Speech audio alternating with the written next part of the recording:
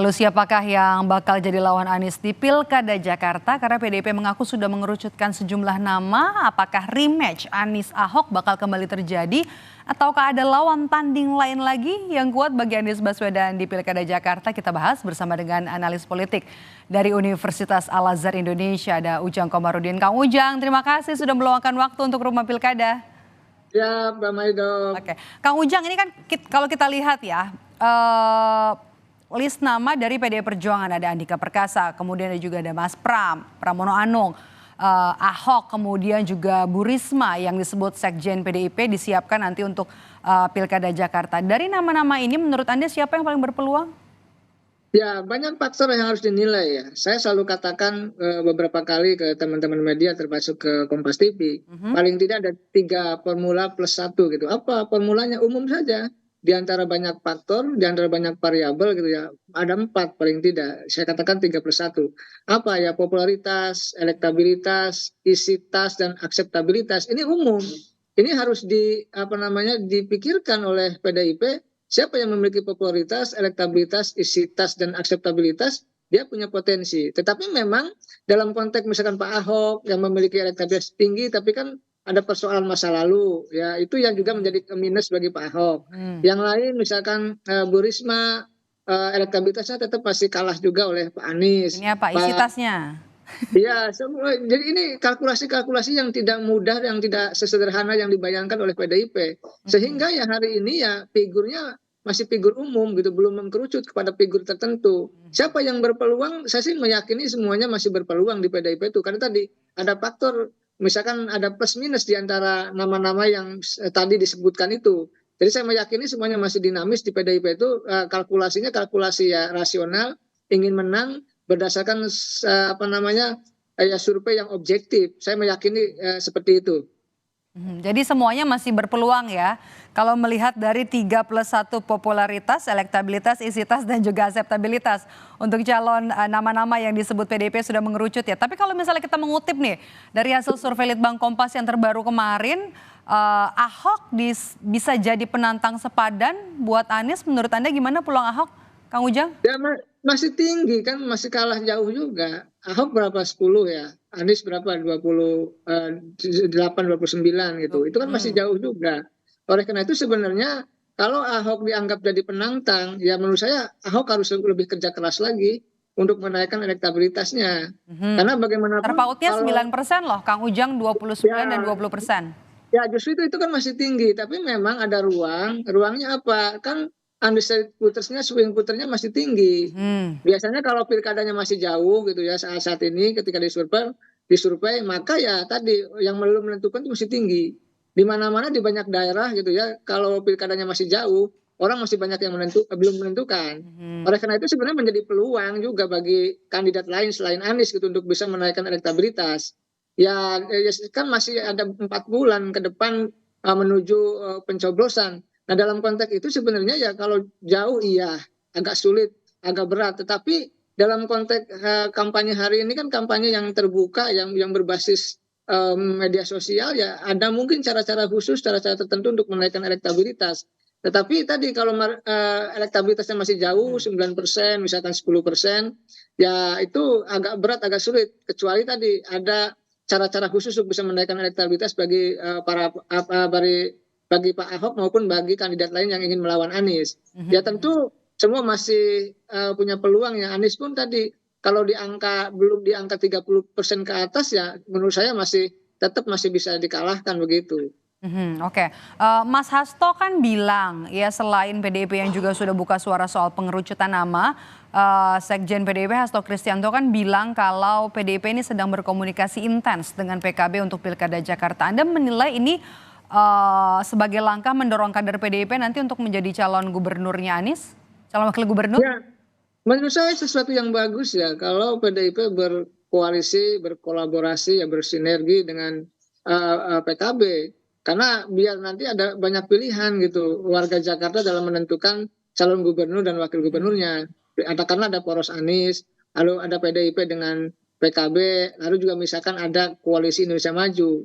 Nah, semakin banyak figur yang dimunculkan, semakin banyak figur yang menjadi kandidat ya di pilkada daerah khusus Jakarta itu semakin baik, semakin bagus. Karena saat ini kan karena menurut saya kegagalan dari kaderisasi partai-partai sehingga yang muncul namanya itu saja. Namanya Pak Anies lagi gitu kan. Ya ada Pak Ahok, Ridwan Kamil karena belum pernah mimpin Jakarta, tidak punya investasi politik di Jakarta kan elektabilitasnya di Jakarta rendah. Kecuali dia di Jawa Barat kan tinggi. Oleh karena itu saya melihat ini sebenarnya kebutuhan bagi warga Jakarta untuk mendapatkan pemimpin yang bagus, yang berkualitas, yang menjadi tadi perbaikan bagi taraf hidup dan kesejahteraan warga Jakarta, dan itu ditentukan dalam pilkada kali ini. Oleh karena itu semakin banyak kandidatnya, semakin banyak koalisinya, semakin banyak porosnya, menurut hemat saya semakin banyak masyarakat untuk bisa menentukan pilihannya dengan bebas. Sehingga rasionalitas diuji gitu ya, kepemimpinannya juga diuji, lalu pilihan yang yang berdasarkan kepada visi misi. Ada pilihan visi misi nanti untuk siapa yang menjadi pemimpin Jakarta nanti ya? Ya, karena itu yang dibutuhkan. Karena masyarakat Jakarta sangat rasional, tentu memilih bukan berdasarkan kepada hal-hal transaksional, tetapi berdasarkan kepada rasionalitas begitu. Oke. Sejauh ini kan baru Anies nih yang punya tiket nanti untuk maju ke Pilkada Jakarta karena diusung oleh PKS dan juga yang terbaru adalah Nasdem. Artinya kalau PKS punya 18 kursi di DPRD, kemudian juga Nasdem punya 11 kursi, artinya sudah 29 kursi. Nah, ini juga kan jadi berat ya secara dari elektabilitas dan juga dukungan koalisi partai di belakang Anies Baswedan. Menurut Anda nih, siapa yang nanti bakal diusung oleh Koalisi Indonesia Maju, kemudian juga nama yang kuat karena kan Ridwan Kamil digadang-gadang bakal dibawa oleh Golkar ke Jawa Barat. Menurut Anda siapa namanya? Ya, sekarang kalau bicara nama, katakanlah yang muncul dari Koalisi Indonesia Maju ya, kita sebut saja dari Golkar kan 4 nama itu.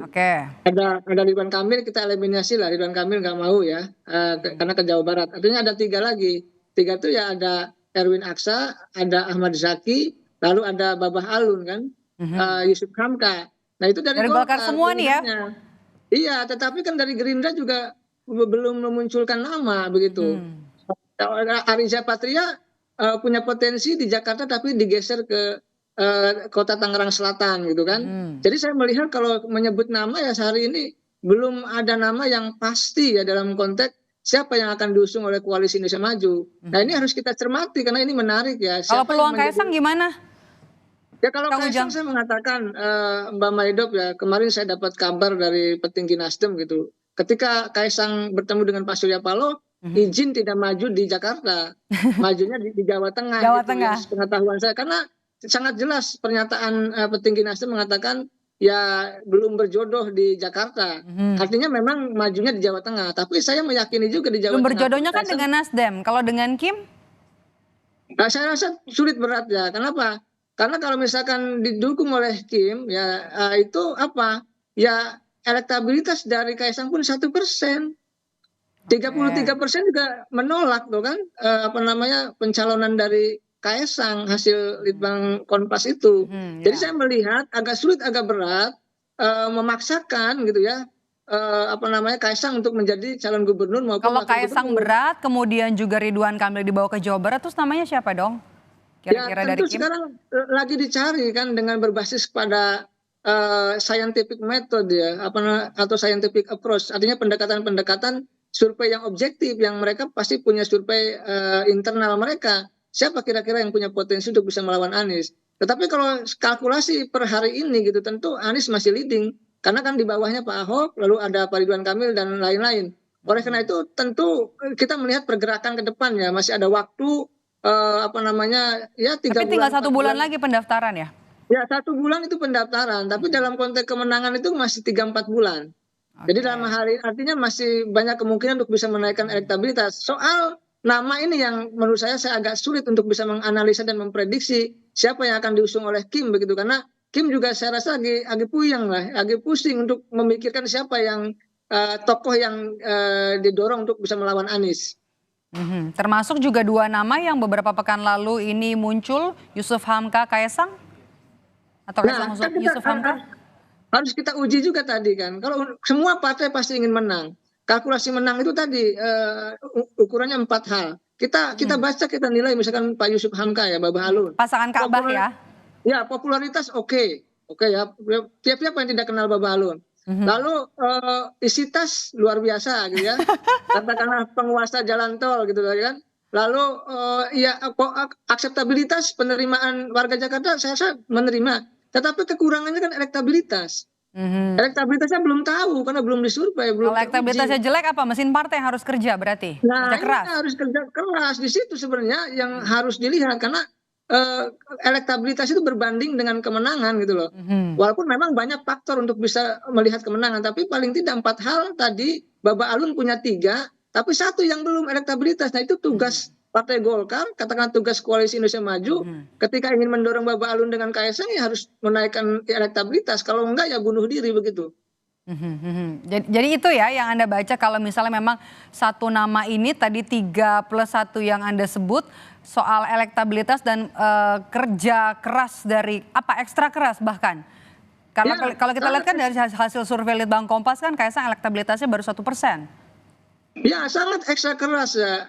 Ibaratnya mission impossible. Ya sesuatu yang Impossible, oke. Iya, tapi dalam politik ya selalu mungkin, tapi kan ada kalkulasi-kalkulasi yang rasional.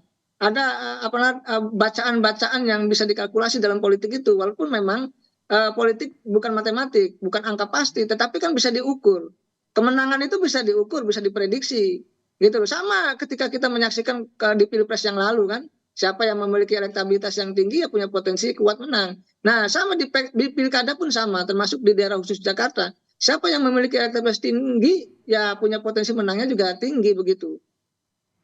Oke, sisa sebulan lagi, menurut Anda bakalan lebih cair lagi nggak sih Kim untuk memunculkan nama yang kuat nanti untuk menjadi penantang Anies? Pasti ya, karena tadi pilihannya tidak mungkin Kim berdiam diri, karena pasti ingin membendung Anies Baswedan, maka harus dicari figur yang cocok, yang pas, yang kuat. Tadi yang memiliki sumber daya banyak, termasuk tadi 4 faktor tadi, untuk bisa melawan Anies Baswedan. Karena ukurannya harus rasional, kalkulasinya harus matang, dan harus berbasis pada akal sehat. Kalau hanya saling sekedar dukung-mendukung, ya bunuh diri. Sedangkan kalkulasi ingin menang itu tadi berbasis kepada 4 hal yang saya sampaikan tadi. Tentu partai politik sangat paham betul itu. Menurut Anda apakah ada nanti nama baru dari nama-nama yang sekarang sudah masuk dalam bursa dari yang disampaikan oleh Koalisi Indonesia Maju? Ada Ka'bah, kemudian juga ada nama Zita Anjani dari PAN, atau ada kejutan nanti yang disampaikan oleh Koalisi Indonesia Maju? Karena kan sebelum-sebelumnya nih ya, kalau kita kutip dari pernyataan Partai Gerindra bilang bakal ada kejutan. Kemudian Kaesang juga bilang tunggu kejutan di Agustus. Bakal ada kejutan kira-kira? Ya mungkin saja kejutan, tapi begini, ya kejutannya bisa jadi nama baru, bisa jadi juga nama yang sudah beredar. Tetapi kalau mereka memiliki elektabilitas yang rendah juga bukan kejutan. Kejutan adalah pihak-pihak yang memiliki elektabilitas yang tinggi agar bisa melawan Anies. Kan itu. Jadi saya melihat kalau memang mereka mengatakan ada kejutan, kita tunggu saja. Dan ini tentu sesuatu yang positif kalau ada pembeda ya, ada sesuatu yang baru dari nanti tokoh-tokoh yang diusung oleh Kim. Kita tunggu itu. Oke, kita tunggu nanti siapa yang akan menjadi penantang Anies Baswedan yang juga pernah menjabat sebagai Gubernur Jakarta pada tahun 2017 hingga 2022. Siapa nanti, kemudian juga faktor elektabilitas dan juga kerja mesin partai juga diperlukan nanti untuk maju di Pilkada karena pendaftaran tinggal 1 bulan lagi. Terima kasih sudah bergabung bersama kami Kang Ujang di Rumah Pilkada. Sehat selalu Kang Ujang.